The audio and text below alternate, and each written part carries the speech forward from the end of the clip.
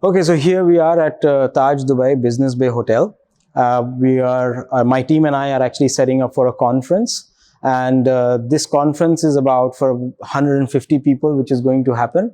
It's an all-day event, which will run from the morning all the way till the evening. And as you can see, I'm going to walk you through this entire event. So what you see here is we have two entry points where the valet, the guest drop-off will happen here, but most of the guests can also walk in from the lobby in Taj. And this is their pre-function area. Why have we decided to keep a check-in desk or a registration desk here? Because of the two entry and exit points that we have, so that we cover all the guests walking through and nobody actually misses the first touch point. This will all be manned with the check-in counters, and this will be the first touch point for all the guests, understanding where they are and what they have to do. It's so critical to have a registration table in the right place. A lot of times, event companies actually miss out on putting it strategically. When the crowd flows in, this is the pre-function area where they'll be spending most of their time before the actual event or the conference starts. Having a pre-function area of this size is critical for a 100-150 people event, because networking builds relationships. This is the engagement point where people will spend most of their time before they actually walk into the entire event space. As soon as they come to this part, we will have an agenda laid out here. So while they're networking, they're also aware when the exactly keynotes and the critical times are going to start. We have an arch here. It's the branding exercise that makes a lot of difference, because when you have an arch, it's always emphasizing the brand value of what's going to happen in the entire space. So a lot of people will be here, a lot of conversations will happen, a lot of business, a lot of productivity, a lot of relationships will be built. So this needs to be very well thought out by not sort of blocking any of the free passage, but putting things at the critical standpoints for a free flow of the event execution. Let me walk you through and take you inside on what the setup will look like and what's going to happen inside for you.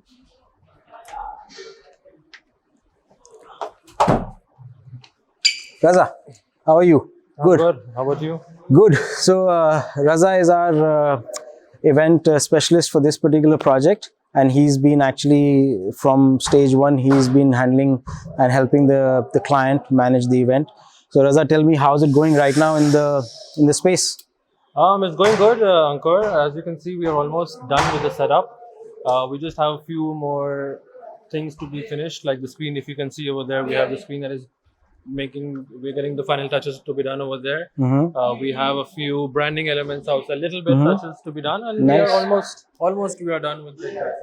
Nice. And since how long has our team been here for setup? Our team has been here since 3 p.m. in the afternoon today. Okay. And we are still doing the setup till now. Expected in the next half an hour we should be done with the entire setup. So about 6 to 7 hours they've already spent here, the hard work going on. Nice. And any kind of challenges you faced through this entire process so far? Really, I would not say a challenge as such, but yes, we did face a challenge which actually fell in our favor.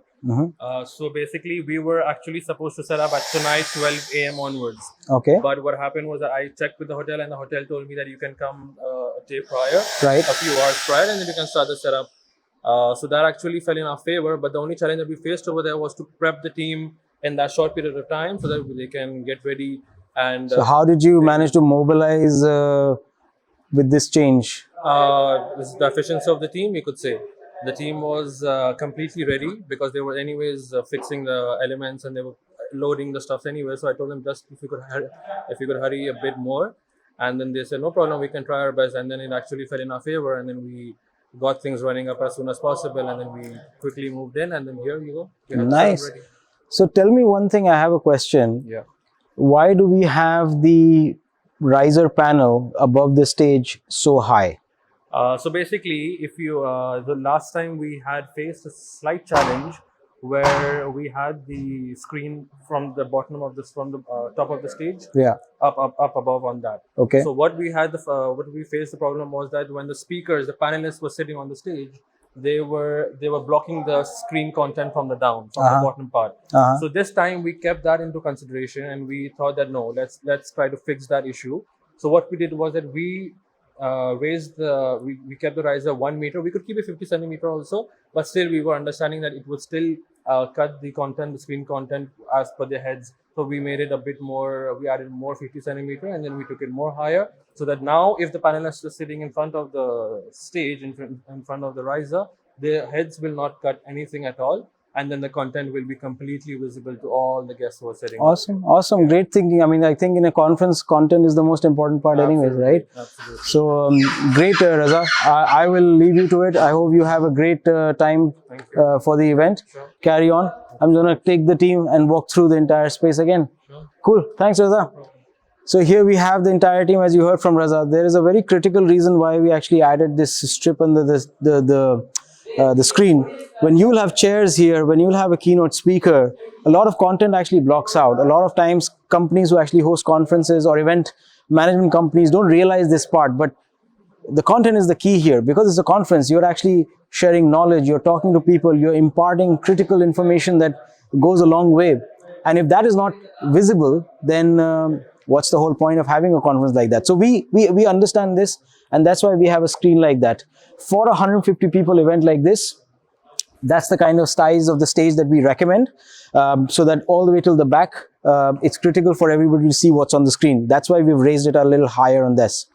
One key component at times that we keep hearing from our clients is when somebody's on the stage and they're facing the audience the other way around, they don't know what's going back on the screen. That's why we have a preview monitor. Why this preview monitor is overlooked, most of the cases I've heard from our clients as a pain point is the companies don't realize that it's such a simple thing that if a person who's speaking has a screen behind him, how is he going to know what's he presenting in the front?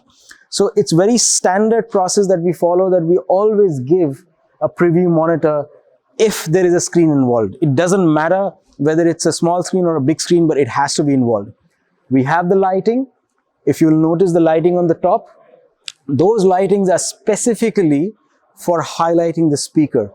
Any LED screen has its own light emitting from the back, which makes the front person sitting dark, who's standing in front of the screen and talking to the audience. That's why we have profile lights to basically counter the backlight, so that his face and his face or folio is absolutely clear.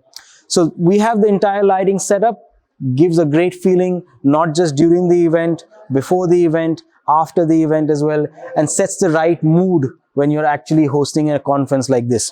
So everything that you see here is extremely well thought out. It's not just a setup. It's not just that we've put a screen or a sound system or random lighting. Everything has been critically placed with certain aspect in mind, and it basically serves a certain purpose. And that's very important when you're hosting any kind of event, whether it's small, big, or just for your fun. But anything that has to serve a certain purpose, and that's what we do.